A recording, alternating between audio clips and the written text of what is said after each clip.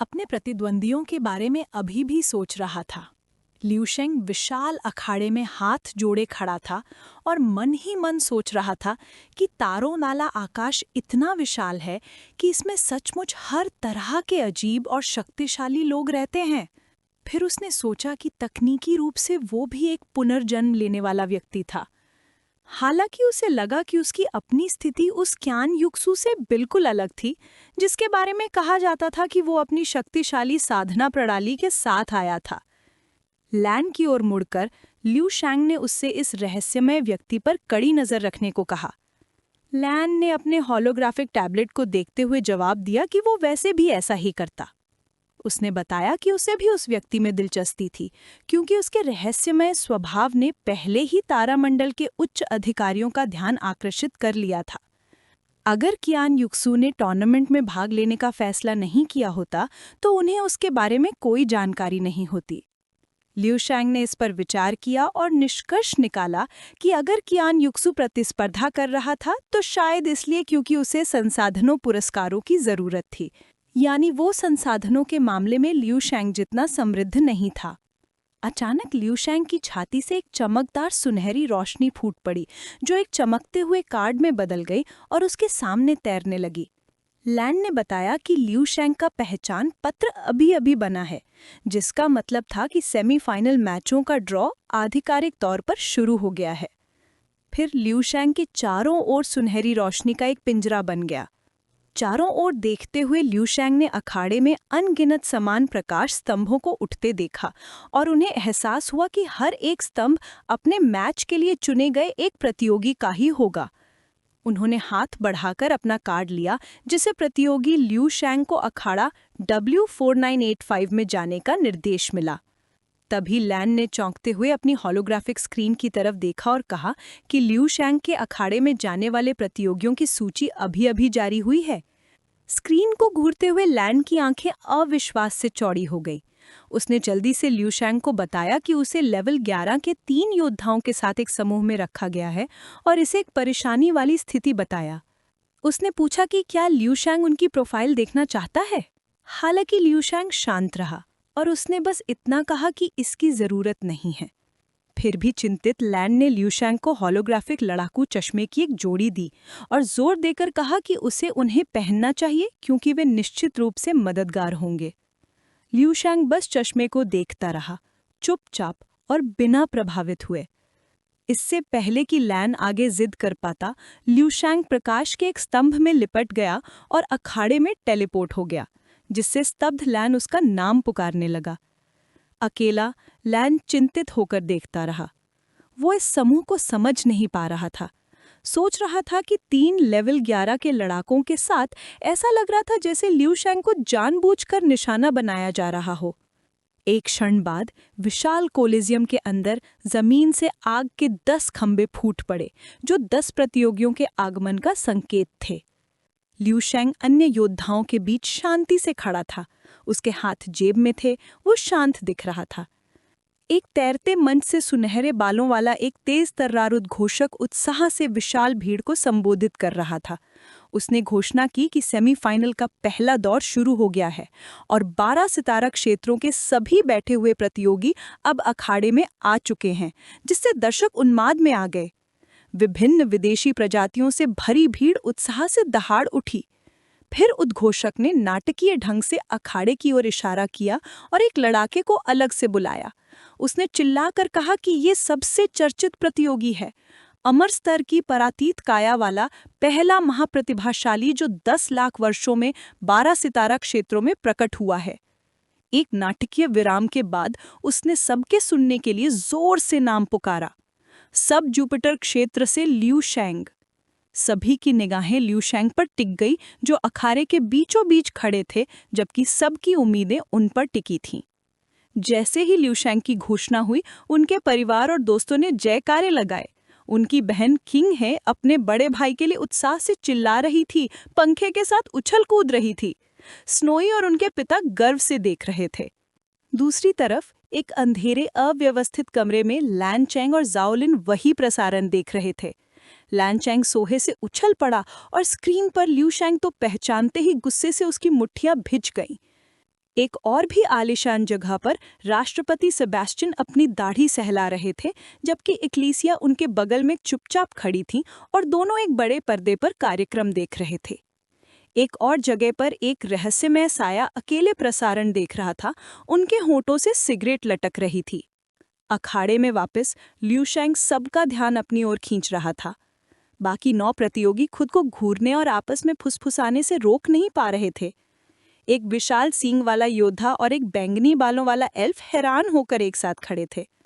Elf ने बताया कि जब उसने पहली बार समूह सूची देखी तो उसे लगा कि ये बस उसी नाम का कोई व्यक्ति है। सिंग वाले योद्धा ने सहमति जताई, स्वीकार किया कि वो चौंक गया था। एक आत्मविश्वासी हरे बालों वाली महिला एल्फ ने ल्यूशेंग की ओर मुस्कुराते हुए देखा, ये सोचकर कि वो शुरू से ही अमर से टकरा गई थी। बाकी योद्धाओं ने भी अपनी निगाहें गड़ा दी। उस पर उनके चेहरों पर जिज्ञासा और प्रतिस्पर्धा का मिश्रण था। जांच के बीच शांति से खड़े, हाथ अभी भी जेबों में, ल्यूशेंग के चेहरे पर एक फीकी जानबूझकर मुस्कान थी। उसने मन ही मन सोचा कि लगता है वो सबके निशाने पर आ गया है। उद्घोषक, जिसके बाल अब रोशनी में आग की तरह लाल हो गए थे, भीड़ को उत्साहित करता रहा। उसने जोश से पूछा कि अमर शरीर में वास्तव में क्या अद्भुत शक्ति होती है, और दर्शकों से कहा कि वो ल्यूशेंग के प्रतिद्वंदियों को देखकर पता लगा लेंगे। ऊपर तैरते हुए उसने दांव पर लगे 3 लेवल 11 के लड़ाके और 6 लेवल 10 के लड़ाके रखे, जबकि ल्यूशेंग खुद लेवल 10 का ही था। उसने नाटकीय ढंग से सवाल किया कि क्या ल्यूशेंग इस आक्रमण का सामना कर पाएगा और आगे बढ़ पाएगा, और भीड़ को देखने के लिए कहा। नीचे बाकी 9 प्रतियोगी आत्मविश्वास और आक्रामकता से ल्यूशेंग को घूर रहे थे। स्टैंड से देख रहे लैन ने हताशा में रेलिंग पर अपने हाथ पटक दिए। वो कोसते हुए सोचने लगा कि आयोजकों को ऐसा बेवकूफ़ उद्घोषक कहाँ से मिल गया, और शिकायत की कि ये ल्यूशेंग को धोखा देने की ज़बरदस्त कोशिश थी। उसका चेहरा चिंता से भरा हुआ था। ये राउंड 10 लोगों का बैटल रॉयल था, जिसमें सिर्फ एक विजेता था, यानी कोई पूर्व निर्धारित प्रतिद्वंदी नहीं था। हालांकि उद्घोषक ने जानबूझकर ल्यूशेंग को बाकी 9 लोगों का साझा दुश्मन बना दिया था। लैन को गुस्से से एहसास हुआ कि ल्यूशेंग अब उन सभी से एक साथ लड़ने के लिए मजबूर हो गया था। वो जानता था कि अगर ल्यूशेंग इन असंभव परिस्थितियों में नहीं जीत पाया तो उसके अमर वंश की प्रतिष्ठा बहुत कम हो जाएगी। लैन अकेला नहीं था जो इस विकट स्थिति को समझता था। हालांकि उसके और ल्यूशेंग के परिवार के अलावा किसी और को इसकी परवाह नहीं थी। अपने दर्शक बॉक्स में ल्यूशेंग के परिवार बेहद तनाव से देख रहा था। स्नोई, किंगहे और उसकी मां ने चिंता में अपने हाथ जोड़ लिए, जबकि उसके पिता ने अपनी मुट्ठियां भींच ली। उनके चेहरे चिंता से पीले पड़ गए। इसके विपरीत बाकी दर्शक खुशी से झूम उठे। वे ल्यूशेंग को न केवल 9 बल्कि 100 विरोधियों से लड़ते देखकर रोमांचित होते। भीड़ की भावनाएं भड़क उठी और वे उन्मत्त, लगभग रक्त पिपासु ऊर्जा के साथ जंगली जानवरों की तरह दहाड़ने लगे। शायद इस विशाल भीड़ को यही उम्मीद थी कि वो अखेड़े में प्रतिभाशाली ल्यूशेंग को खून से लथपथ और पराजित होते देख सके भी। अखेड़े में प्रतियोगियों ने स्थिति पर चर्चा शुरू कर दी। बड़े सींग वाले योद्धा ने कहा कि ऐसा लग रहा था कि आयोजक चाहते थे कि वे मिलकर ल्यूशेंग पर आक्रमण करें। फिर उसने कहा कि उसे कोई आपत्ति नहीं है, और उसके बगल में बैंगनी बालों वाली योगिनी बोला कि वो भी ये देखने के लिए उत्सुक हैं कि अमर वंश कितना शक्तिशाली होता है। जैसे ही उससे एक हरी आभा निकली, महिला योगिनी ने सुनी हुई किंवदंतियों के बारे में सोचा कि पारालौकिक प्राणी उच्च स्तरीय विरोधियों को आसानी से हरा सकते हैं, और सोच रही थी कि अमर श्रेणी के लिए इसका क्या अर्थ है। एक दुर्भावनापूर्ण मुस्कुराहट के साथ बैंगनी बालों वाली योगिनी का शरीर चटकती हुई बैंगनी ऊर्जा से भर गया। उसने घोषणा की कि चूंकि वे तीनों 11वें स्तर पर हैं और बाकी 10वें स्तर पर, ये बदमाशी नहीं होगी, और इस तरह उसने अपने सामूहिक आक्रमण को उचित ठहराया। फिर सींग वाले योद्धा ने अपनी विशाल और चमकती नीली तलवार जमीन पर पटक दी, जिससे एक शॉकवेव से जमीन चकनाचूर हो गई। अब एक उग्र नीली आभा में लिपटे हुए उसने अपनी सहमति में दहाड़ लगाई और सबको एक साथ आक्रमण करने के लिए कहा। बाकी के 10वें स्तर के लड़ाकों ने भी फैसला किया कि उन्हें पहले ल्यूशेंग को खत्म करना चाहिए, क्योंकि वही सबसे अलग दिखने के लिए बना था। उन सभी को शक्ति प्राप्त करते देखकर ल्यूशेंग के होंठ आत्मविश्वास से भरी मुस्कुराहट में बदल गए। उसकी आंखें हल्की सी चमक रही थीं। उसने मन ही मन सोचा कि लगता है कि हर कोई एक अमर योद्धा की शक्ति का परीक्षण करना चाहता है। तभी 9 प्रतियोगियों में उसे घेर लिया, हथियार निकाले और आभा बिखेरते हुए एक समन्वित आक्रमण के लिए तैयार। जैसे ही उसके 9 प्रतिद्वंदी उसके करीब आए, लिू शेंग के मन में एक छोटा सा विचार आया और फिर अगले ही पल वो नीचे झुक गया और उसके शरीर से सुनहरी विद्युत ऊर्जा का एक विशाल विस्फोट हुआ जिसने अखेड़े को हिला दिया। उसकी आंखें शक्ति से चमक उठी और उसके चेहरे पर एक विस्तृत उन्मत्त मुस्कुराहट फैल गई। उसने कहा कि उन्हें वही मिलेगा जो वे चाहते हैं। उसके आभा के बल से बाकी 9 प्रतियोगी हिंसक रूप से पीछे हट गए। उनके चेहरे अविश्वास से जम गए कि वे सोच रहे थे कि ये कैसे संभव है। एक योद्धा चिल्लाया कि उसके उच्च स्तरीय लड़ाके चश्मे, जिनकी पहचान सीमा 10 लाख है, ऊर्जा की तेज लहर से भर गए हैं, जिससे उन्हें लिू शेंग की असली शक्ति पर सवाल उठाए हैं। इससे पहले कि वे कुछ समझ पाते, लिू शेंग ने जोर से जमीन पर पैर पटका। इस टक्कर से एक विनाशकारी शॉकवेव उत्पन्न हुई जिसने सभी 9 योद्धाओं को पीछे धकेल दिया और उन्हें असहाय होकर हवा में उछाल दिया। शक्तिशाली सींग वाला योद्धा, जो अब पूरी तरह से मूक हो गया था, केवल निराशा में सोच सकता था, ये सोचकर कि क्या वे लड़ाई शुरू होने से पहले ही हार गए थे। उद्घोषक सदमे में जम गया।